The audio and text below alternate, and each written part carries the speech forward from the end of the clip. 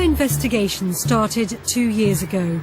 Darul Uloom Islamic High School in Birmingham is a full-time independent secondary school, inspected by government-approved teams. It's required to teach tolerance and respect for other religions.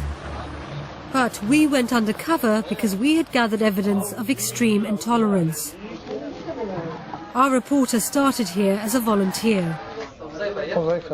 He was allowed to sit in on some lessons like maths, but they wouldn't let him into their Islamic classes. So in July last year, he went into one of the rooms where we'd heard they teach Islamic studies. And he left a hidden camera there.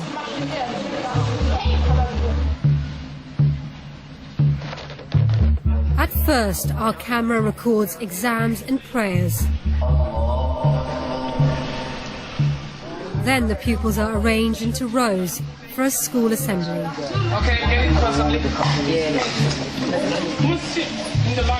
The speaker addresses all the pupils aged 11 and upwards.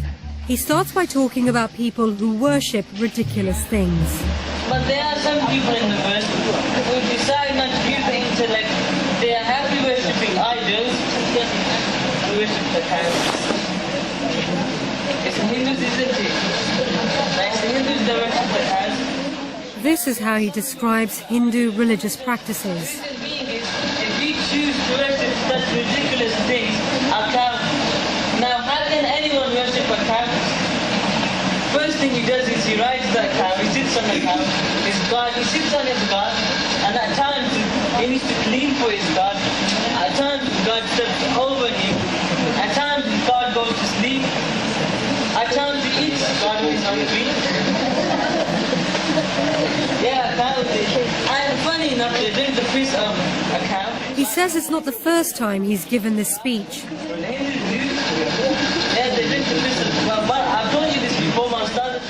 In 2009, government-approved inspectors praised the school for its interfaith teaching, saying, "Pupils learn about the beliefs and practices of other faiths and are taught to show respect to other world religions." It seems the inspectors weren't aware of teaching like this.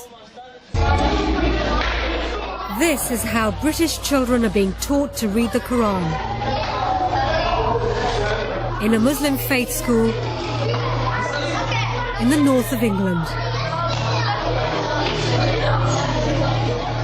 Here's what 11-year-old Muslim children are being taught about non-Muslims in a full-time secondary school. Allah has said that the disbelievers, they are the worst of all religions. And what they're told about other Muslims. A person who's got less than a fistful ear, then you should stay away from him the same way you stay away from a serpent or a snake. He puts a question to the children about Hindus and other idol worshippers. Do they have any intellect? No, meaning Allah subhanahu wa ta'ala. When the speaker comes closer to the camera, he only looks about 18 or 19 years old. Darul Uloom School says its pupils are taught to preach the message of Islam, and it seems our camera has filmed a senior student practicing. While he was preaching, there were teachers and other senior students keeping order in the room, but they did nothing to contradict his teachings. They told the children to be quiet and pay attention to the speaker. This is one of 38 secondary schools set up by different Islamic organizations to train the next generation of imams and community leaders. There are at least 2,000 madrasas in the UK, teaching more than 100,000 children how to recite the Quran. The children here are as young as 5. On the first day of filming, our camera records a brief moment, which suggests that the reports we've heard of regular violence might be true. A teacher patrols the room, and then he kicks a boy. Then he walks down the line.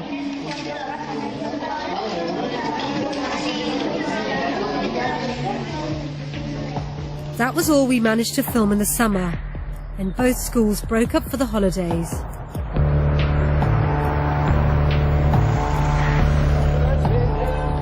On the first day of the new term in September, we went back to Darul Uloom Birmingham. The very first assembly back is taken by a senior teacher. The boys have been away for a month, and all of them have their haircuts checked by the teachers. Children with non-Muslim haircuts are sent to stand against the wall. The senior teacher says looking like non-Muslims is forbidden. He uses the word kafar, an often derogatory term meaning disbeliever or infidel. There'll be regular haircut checks. Okay, you must make sure you don't get these what's fashionable now amongst in society. Okay, the kafar introduced something and we Muslims taking it on board. You know. He says teachers will take drastic action. But those parents that give us permission, yeah, we've got trimmers and everything, yeah, so don't expect professional haircuts from us. He tells them that looking like non-Muslims is a way of enslaving them. He associates British society with shaitan, the Islamic version of Satan.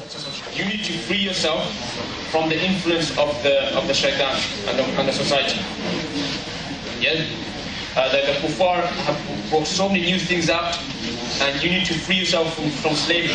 What kind of slavery am I talking about? Yes. Mind control. Yeah, mind control, mashallah. Yeah. They're controlling your minds. You're doing what they want. And ask yourself, are you part of that slavery as well? It's mind control.